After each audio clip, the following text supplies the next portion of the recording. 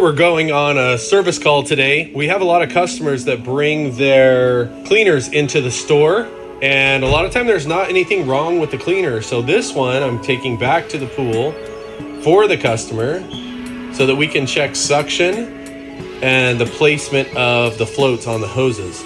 We find that if the hose is kinked from laying in the sun or curved, that will affect how it performs also. So I put it in the pool, make sure the hose is full of water, walk back to the equipment. I look at the valves and make sure that the valves are in the right position. I'm gonna go ahead and close the main drain valve on this pool. It has a vacuum, skimmer, and main drain. I close the main drain, and then we're gonna check the suction and make sure that we're on high speed. Come back to the pool, and I'm gonna watch to see how it moves about the pool.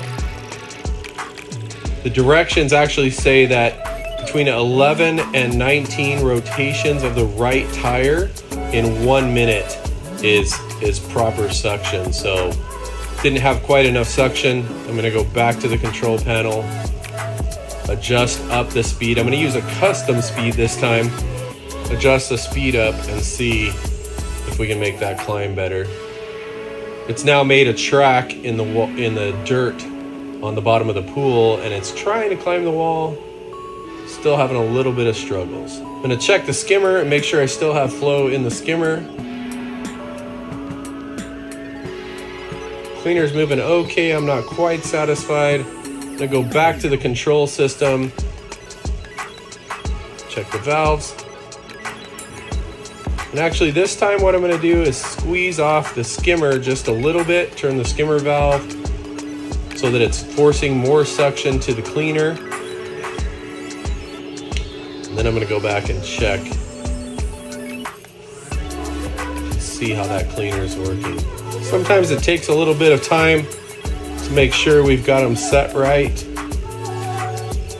I want that to climb up the wall, but not all the way to the surface. I don't want it to get air in the system. I'm gonna check the skimmer again, make sure it's operating properly, make sure we have flow in the skimmer.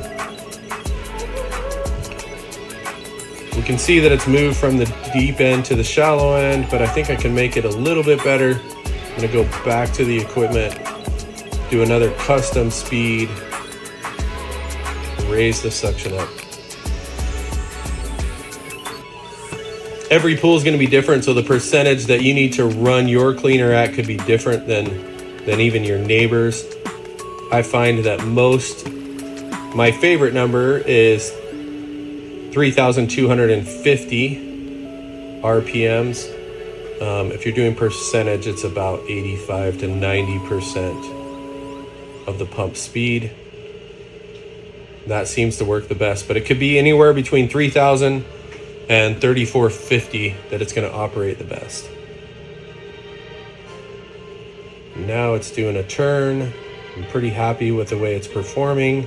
Now my goal is when it's in high speed that it will cover the whole pool, and they say that this cleaner can cover a 20,000 gallon pool in 2 to 3 hours. And then the rest of the time I'll run the pump on a low speed. On the low speed, I don't necessarily want the cleaner to move. I want it to get to a corner or a spot in the deep end where it just sits. It will continue to have water moving through it, but it won't be fast enough for the cleaner to move.